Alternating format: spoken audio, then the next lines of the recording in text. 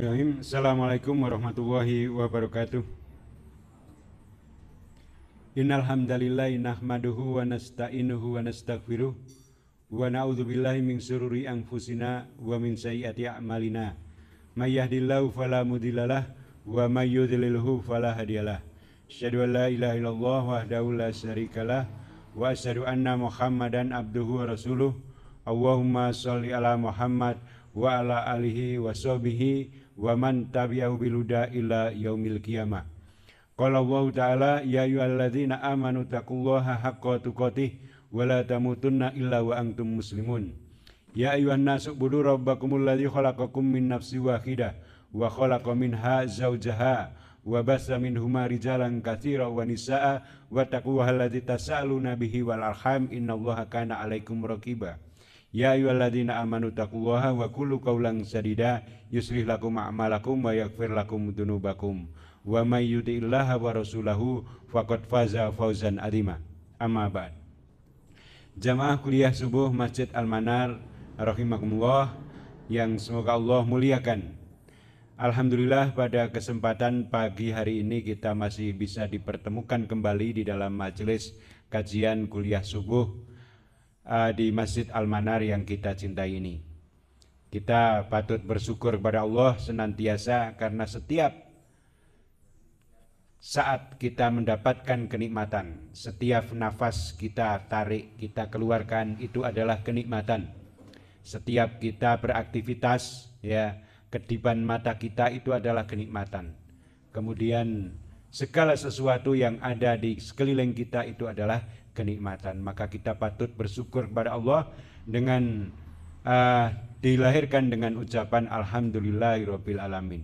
Lebih dari itu, segala kenikmatan yang Allah berikan kepada kita itu sudah sepantasnya untuk kita syukuri dengan cara kita menggunakan apa-apa yang Allah telah karuniakan itu untuk sesuatu yang Allah ridhoi dan juga meninggalkan yang Allah murkai. Jamaah yang dimuliakan Allah, kita masih pada kajian tentang kitab Riyadhus Shalihin, di mana kalau kita mengkaji apa-apa yang ada di dalamnya, baik berupa ayat-ayat Allah Subhanahu wa taala maupun juga hadis-hadis Nabi sallallahu alaihi wasallam, maka kita seperti berselancar di taman-taman, ya. Kita menikmati apa-apa yang ada di kandungan baik ayat-ayat Allah Subhanahu wa taala maupun hadis Nabi sallallahu alaihi wasallam itu dengan kenikmatan. Maka nanti kita akan mendapatkan karunia Allah insyaallah, dan itu yang akan selalu kita nantikan. Jamaah yang dimuliakan Allah Subhanahu wa taala, kita masih pada bab sabar. Bab yang sangat penting bagi kita karena segala sesuatu itu harus kita sikapi, dan sikap yang baik terhadap sesuatu, baik itu kenikmatan ataupun juga sesuatu yang tidak kita ingini, maka agar itu menjadi baik bagi kita, maka kita harus bersabar dengan sesuatu itu pun, ya. Seandainya itu adalah kenikmatan, maka jangan sampai kemudian kenikmatan itu kita gunakan dengan berlebih-lebihan, sehingga yang terjadi adalah bukan kenikmatan. Seperti halnya kalau kita makan, di depan kita terhidang banyak sekali makanan, ya, yang macam-macam, ya, yang enak-enak. Tetapi kalau kita tidak sabar, maka kemudian yang enak, yang macam-macam itu tidak akan menjadi sesuatu yang nikmat, ya, karena kemudian kita terburu-buru menyantapnya. Maka terhadap kenikmatan pun kita juga harus bersabar, apalagi terhadap sesuatu yang tidak kita ingini, ya, yang secara umum itu adalah sesuatu yang kurang kita sukai, maka kita pun juga harus bersabar. Bisa jadi sesuatu yang tidak kita sukai itu sebenarnya adalah baik bagi kita, ya. Ibarat, ya, seperti halnya seorang anak kecil atau kemudian makhluk apapun yang masih kecil tetapi sudah saatnya untuk disapih, ya. Itu adalah sesuatu yang paling tidak disukai bagi sang anak tersebut. Tetapi itu kalau tidak dilakukan, maka ketergantungan pada induknya itu akan terus akan terus terjadi dan kemudian tidak akan menjadi lebih baik bagi sang individu tadi, baik itu manusia ataupun juga hewan. Maka kita harus bersabar terhadap sesuatu yang mungkin tidak kita sukai, tetapi akibatnya nanti adalah baik bagi kita. Maka sikap sabar ini perlu untuk terus kita kaji, kita latihkan pada diri kita, sehingga itu menjadi sesuatu yang kita miliki dalam setiap saat kita memiliki sikap sabar. Kita sampai pada hadis yang ke-29 dalam kitab Riyadhus Shalihin. Di sini hadis ini diriwayatkan dari Abu Zaid, Wan Abi Zaidin Usamah bin Zaidin bin Haris Maula Rasulullah sallallahu alaihi wasallam wa khibbihi wa ibni khibbihi radhiyallahu anhuma. Dari Abu Usamah bin Zaid bin Haris, dia adalah pelayan, kekasih dan anak kekasih Rasulullah sallallahu alaihi wasallam. Qala, Abu Zaid Usamah berkata, Arsalat bintu Nabi sallallahu alaihi wasallam, inna bni qad ihtudira fashadna. Ia, Zaid, berkata, salah seorang putri Nabi sallallahu alaihi wasallam mengutus seseorang untuk memberitahu kepada beliau Rasulullah sallallahu alaihi wasallam bahwa anaknya sedang menghadapi sakaratul maut.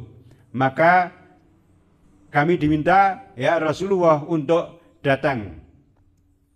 Farsala yukri'us salam wa yaqulu inna lillahi ma akhadha wa lahu ma a'ta wa kullu syai'in indahu bi ajalim musamma faltasbiru wal tahtasib. Kemudian beliau hanya mengirimkan salam seraya bersabda, inna lillahi, sesungguhnya menjadi kita ini milik Allah, menjadi hak Allah untuk mengambilnya dan menjadi hak Allah pula untuk memberinya. Segala sesuatu yang ada pada di sisinya itu telah ditentukan waktu-waktunya. Maka hendaklah kamu bersabar dan mohonkanlah pahala kepada Allah. Farsala ilaihi tuqsimu alaihi layatiyannaha. Kemudian orang itu disuruhnya kembali menghadap Nabi sallallahu alaihi wasallam seraya meminta yang disertai dengan sumpah agar beliau berkenan hadir. Faqama wa ma'ahu Sa'du bin Ubadah wa Mu'adu bin Jabal wa Ubayyu bin Ka'ab wa Zaidu bin Sabit wa rijalun radhiyallahu an. Maka pergilah beliau Rasulullah sallallahu alaihi wasallam beserta para sahabat Sa'ad bin Ubadah, Mu'ad bin Jabal, Ubay bin Ka'ab, Zaid bin Sabit dan beberapa sahabat yang lain. Semoga Allah memberikan rahmat kepada mereka semua. Farufa ila Rasulullah sallallahu alaihi wasallam as-sayyibiyyu faq'adahu fi hijrahi wa nafasuhu taqaqa. Maka kemudian anak kecil tadi diberikan kepada Rasulullah sallallahu alaihi wasallam, diangkat, diberikan kepada Rasulullah dan kemudian didudukkan di pangkuan beliau. Sedangkan waktu itu nafasnya sedang tersengal-sengal karena sedang menghadapi sakaratul maut. Fawadha ainahu faqala Sa'id ya Rasulullah mahadha. Maka melihat kejadian seperti itu, meneteslah air mata beliau. Kemudian saat bertanya, wahai Rasulullah, mahadha, apa ini? Mengapa engkau meneteskan air mata? Faqala hadha rahmatun ja'alallahu ta'ala fi qalbi ibadih. Beliau kemudian menjawab, tetesan air mata ini adalah rahmat yang dikaruniakan Allah Ta'ala ke dalam hati hamba-hambanya.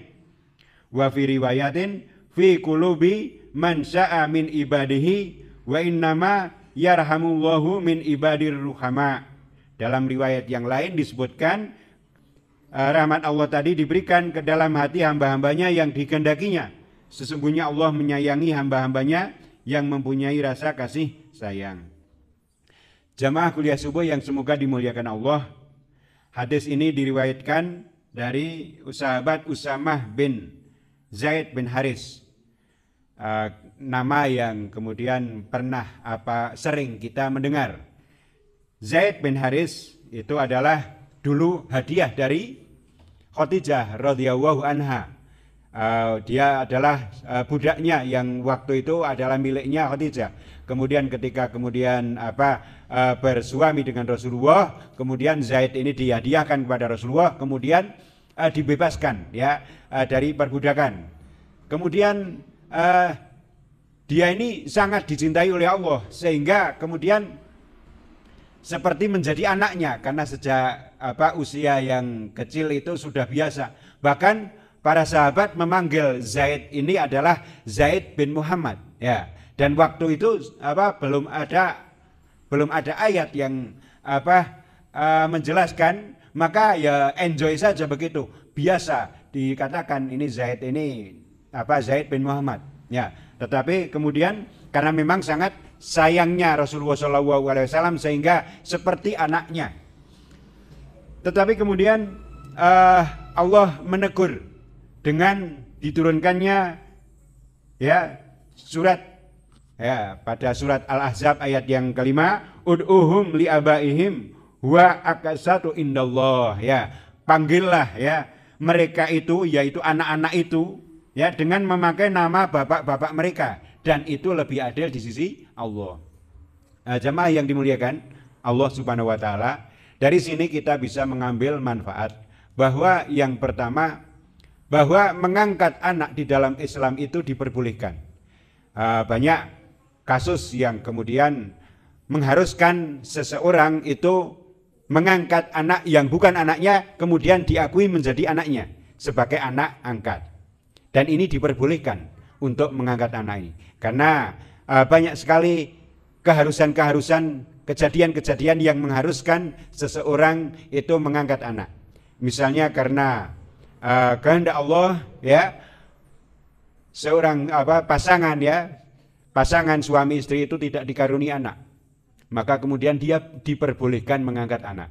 Tetapi dalam pengangkatan anak ini harus kemudian diperhatikan bahwa penasabannya itu tidak diperkenankan kemudian menjadi dengan cara bin yang mengangkat ya.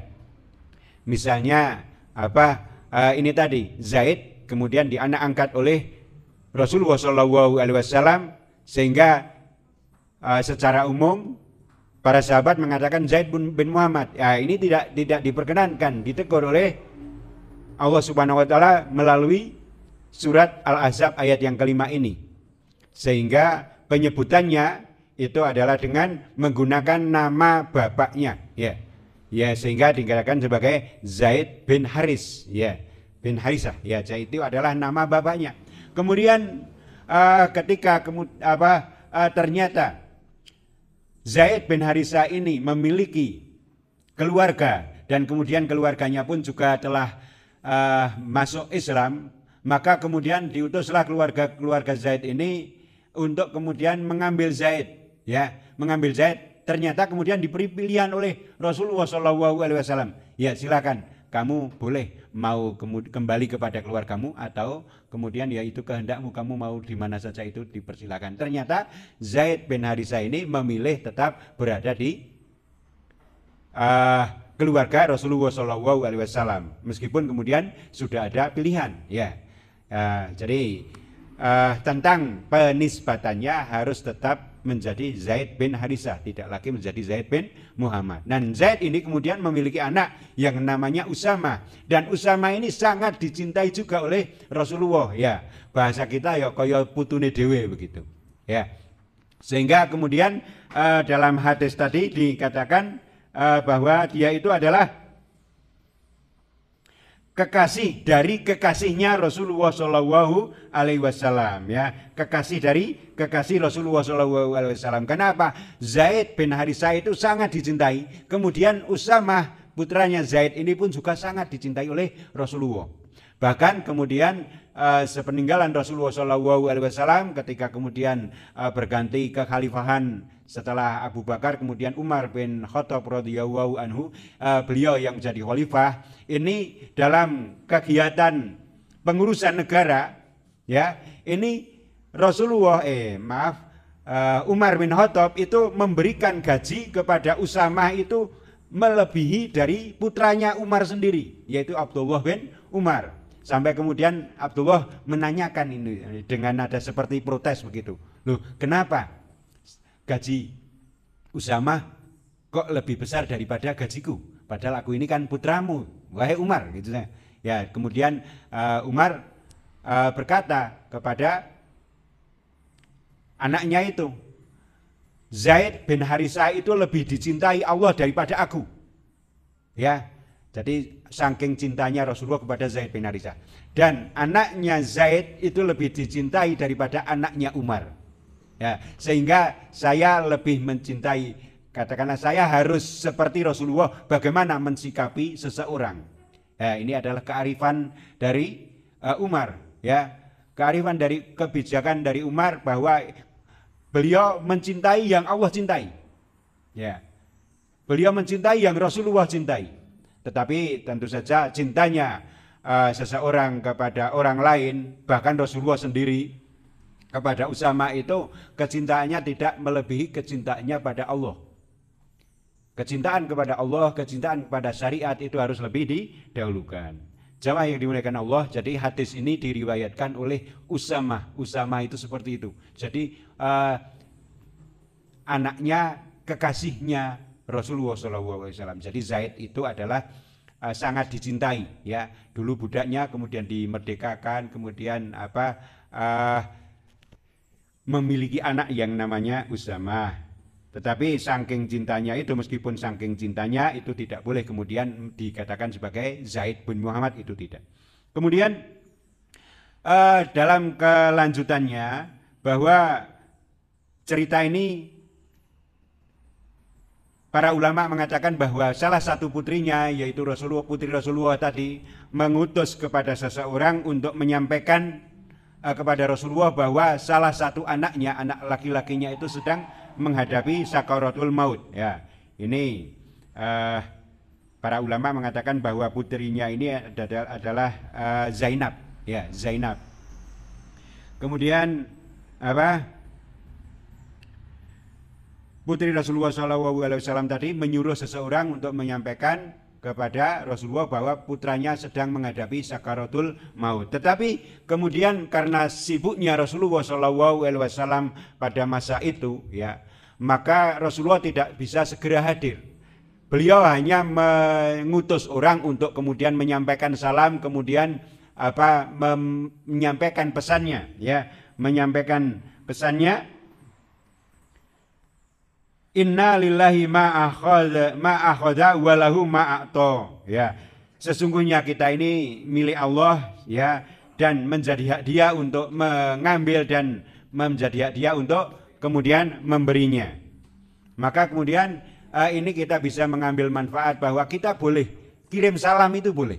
Ya, di dalam Islam kirim salam itu diperbolehkan, ya, titip salam ya buat mereka, ya, kita bisa, ya, dalam keseharian, ya titip salam, ya, untuk Pak Ustadz atau untuk kakak kamu atau untuk siapa saja, itu diperbolehkan.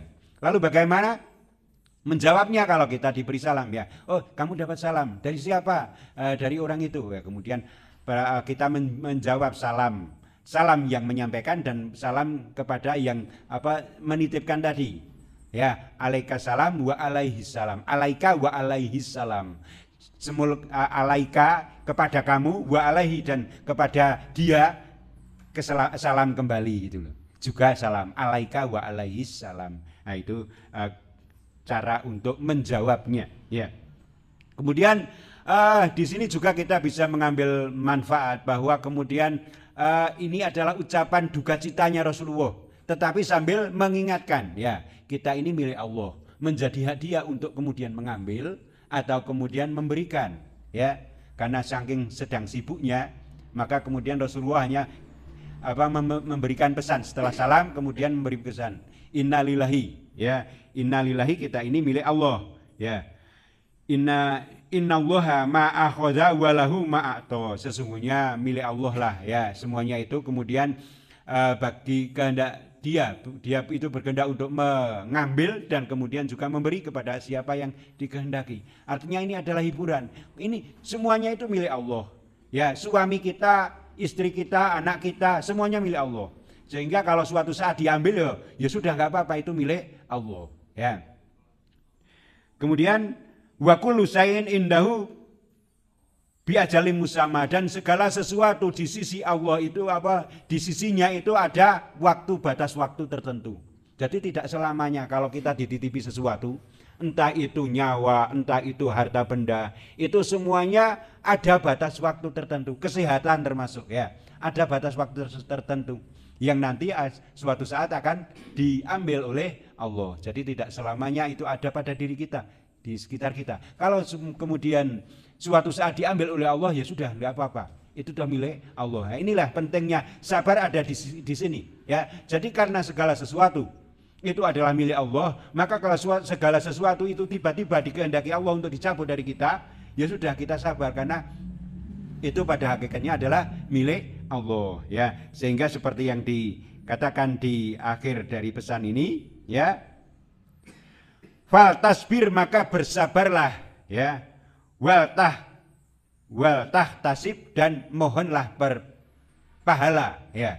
Jadi kita disuruh bersabar dan juga disuruh untuk memohon untuk mendapatkan pahala dari segala sesuatu yang Allah karuniakan kepada kita. Kemudian ternyata karena bagaimanapun juga orang tua mau kehilangan anaknya, ini Rasulullah kakeknya itu cucunya sedang menghadapi sakaratul maut, ya.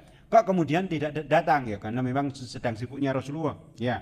Fa arsalat ilaihi tuqsimu alaihi layak tiyannaha. Kemudian Zainab ini mengutus kembali kepada seseorang tadi agar sambil bersumpah, demi Allah, ya Rasulullah, untuk segera datang. Kemudian ketika dengan sumpah tersebut, kemudian Rasulullah menerima kok sambil bersumpah, maka kemudian Rasulullah berangkat bersama dengan para sahabat, ya.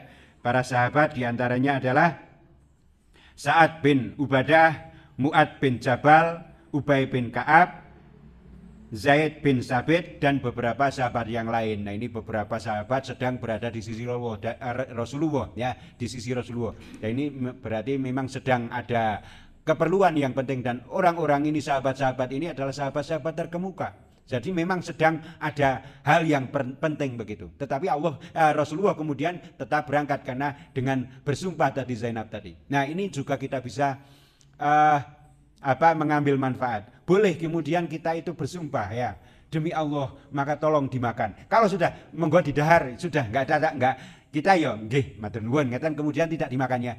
Tapi kemudian kalau misalnya punya rumah menawarkan, demi Allah silahkan dimakan, maka sebagai seorang muslim, ya, ada kemudian adab yang lebih utama. Kalau dia bersumpah seperti itu, maka ada penekanan untuk kemudian memenuhi sumpahnya.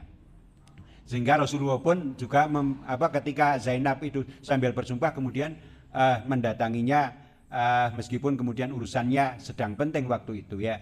Kemudian setelah datang kemudian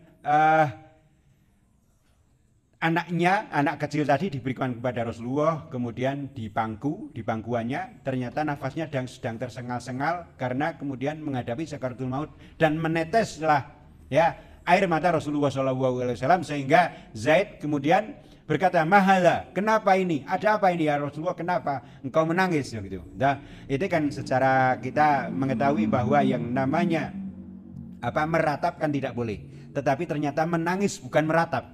Jadi kita boleh menangis, itu diperbolehkan, ya. Itu adalah manusiawi, itu adalah kasih sayang yang Allah berikan kepada hambanya.